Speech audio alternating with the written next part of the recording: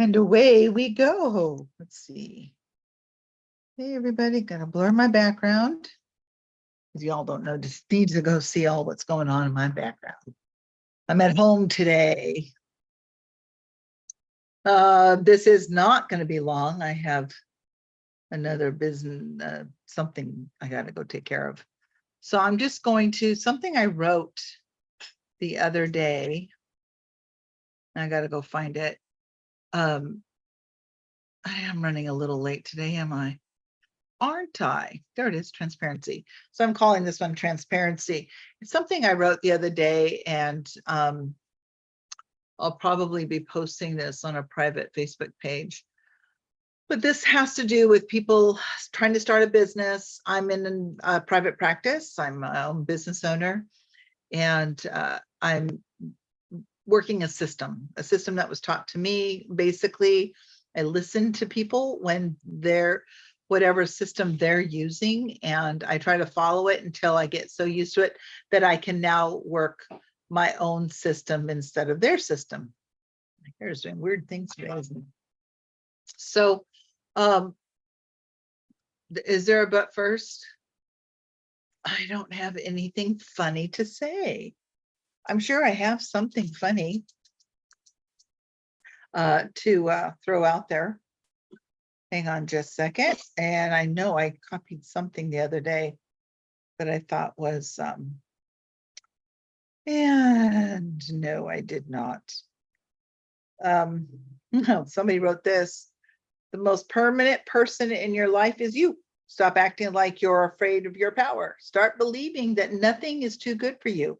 Trust yourself at this moment to take yourself where you need to be.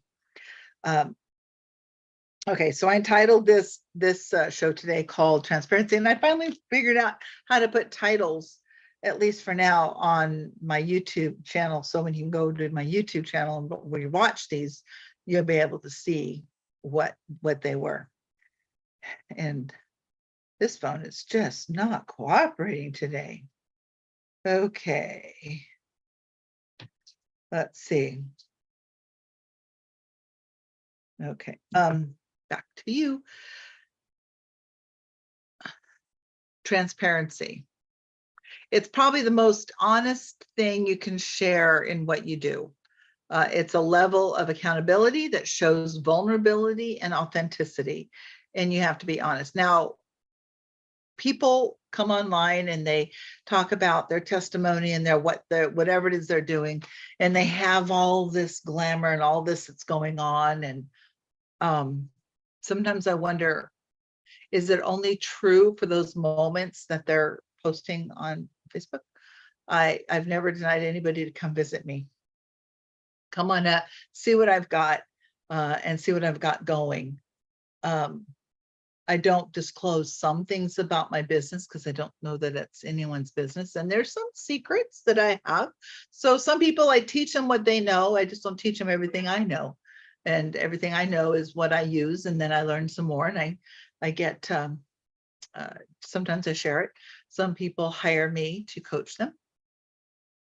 Anyway, it's about being transparent, being vulnerable and authentic, being honest. That's probably the hardest thing to do in a business is to be honest.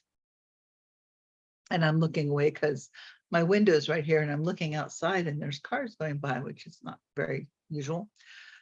Being transparent, but not complaining, not showing off, don't showboat, just genuine transparency in humility. It shows you care what you're doing, being congruent in that. It is okay to be an open book, but not okay to showboat yourself. People who showboat tend to lose out because they've got this gloating factor. I don't want to gloat. I want to be humble in business. You can keep your successes private, and your universe will let the world know whenever it needs to know that you are successful. So I don't brag about any success. I mean, I might tell a story about a client who was successful with whatever was going on, a testimony or two, maybe, but to select groups. I don't just post it all over my own Facebook. I try to keep my personal Facebook just a happy place of sometimes, excuse me, a happy place of inspiration. Excuse me. I have something in my eyeball besides my eye. Did I get it out? Is it gone? Okay. Sorry about that. It's going to bug me now. My success is at a level that I have chosen or strategized. Even though I want more than what I have, it's okay. My subconscious mind is telling me, you're not ready yet. Keep doing what you're doing and it'll keep protecting me. Currently is what it's doing. So I have a goal. And some days I reach that goal, but I want to reach that goal every single day. And I keep thinking, if I were to reach the goal that I desire in business every single day, 6 days a week, I'd be burnt out in no time. So things are slow and steady. My average month last year, I did averagely throughout the year what I'm hoping, what I'd like to do in a week. So that's where I'm at on that stage. So I've got a little bit of work to do still, and I'm working on it. I've got other things in the fire. It's trying to imagine, if you will, just imagine, sit back in your chair and just imagine it's a day after you've graduated, say with my group of people, hypnotherapy college. And you've got your honors and you've got your diploma and you're so excited, and it's the day after all that work is done. You've had this amazing education, the most amazing school in probably the world, in my opinion. It's my happy place. Excuse me, I'm going off camera for a second so I can get this off my eye. This is not good, whatever this is in my eye. It's just going to cloud it up. Okay. All right. Let me get back to what I was talking about. So sitting back, looking, and it's a day after you've graduated and whatever's in my eye is still there. But just imagine, there are people in our hypnotherapy college who are instructors, and they don't boast, but they do talk about they're seeing clients between 25 and 30 clients a week in a 5 to 6 day period. And that's about the norm for somebody full-time. And it's very few hypnotherapists that can say they're full-time. Full-time is more than 20 a week consistently. That would be considered a full-time hypnotherapist. And then your malpractice goes up after that.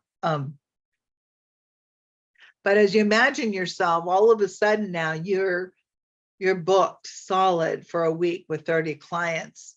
It's exhausting. It's at the end of the day, you've got other responsibilities. You can't seem to focus on those because you've done all this work all week long and now you're tired. I mean, there are days when I've been at the office and I've seen client after client after client, and I'm pumped. I mean, I'm pumped. I'm ready. When I get home, it's like 9, 10 o'clock at night and I'm pumped. But I sit down and I have a drink. I'm toast after that. It's time to go to bed. And sometimes I'll sit there for 2 hours and just not move. It's like time to decompress. So that's, my comfortable chair, if you will. But I say, for me, I'm looking forward to it. I don't have like a family. I'm not raising children. I do have a boyfriend, and I do like to pay as much attention to him as I possibly can. And we have always a great time together. I try to take advantage of any of that.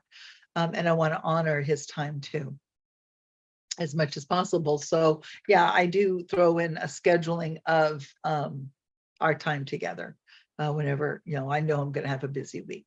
And some weeks are just busy. This was supposed to be a very busy week, but people have had to postpone because of illness or scheduling issues or whatever, and that's fine. They can do that. I'm okay. My next week is starting to fill up, busy like this week, and I'm just like, I shrug my shoulders. Okay.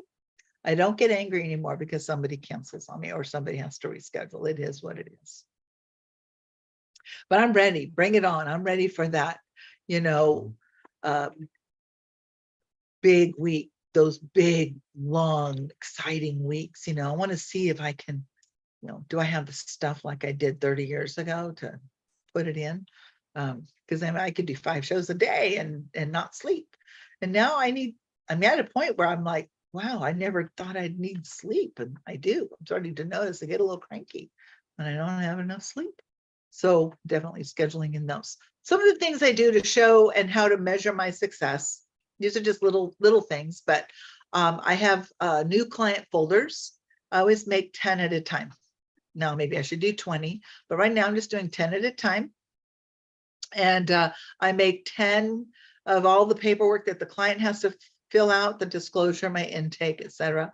And it's a 4-page documents, if you will. Anyway, they fill that out. So I make 10 of those packets. I make 10 of my folders, and I can kind of measure my success because just being in the building I've been in just since January, I have had to make 10 folders like 5 times, 6 times since, and that's always, those are my new clients. So it's kind of cool when I see that happening. Oh, I'm down to my last folder. Oh, I just made those 10 folders a week ago or 2 weeks ago. So that's a great way for that I use to measure. And it makes it down. Now, there are things that I do in my sessions. My first sessions are typically 2 hours, and I have everything kind of memorized. What it is I'm doing when and etc. So it is a little rote for me, which is not bad because I know, so I don't miss anything. I want to keep it that way. I do the same. Some things are very specific, and I do them the same to every client pretty much 99% of the time, no matter what. I just do that same thing. I want them to always know when they listen to that or they hear my voice in that direction with those inflections, that it helps them go into a state of trance. That's my goal, putting people into a state of trance.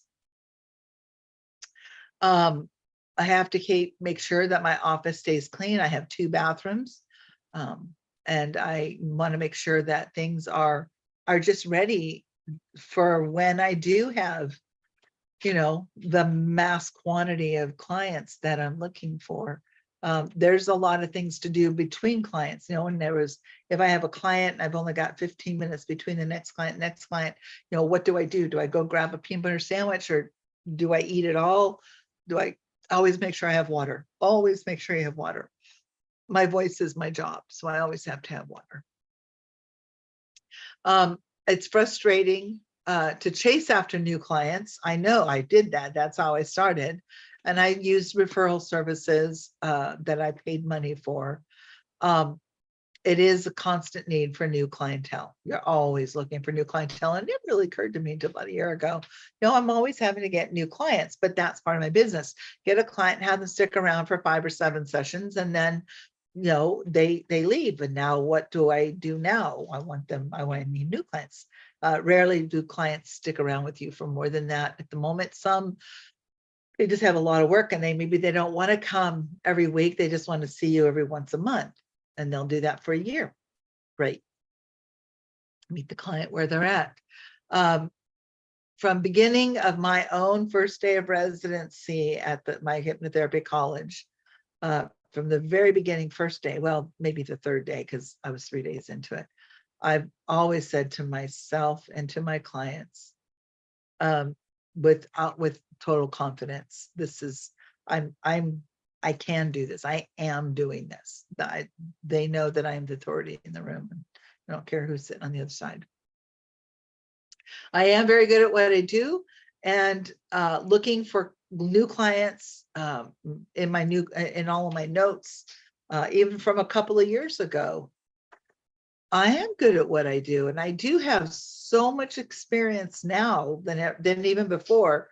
I love it, and it's true. Not just blowing smoke up somebody, but just comparing myself to 2 years ago, the amount of clientele that I've had since just 2 years ago. Even the pandemic, I saw, well, not more than most, but not as many as I would have had I not the pandemic hadn't happened. But I see, looking at old files, my note taking then and what I did, and compared to now what I would have done.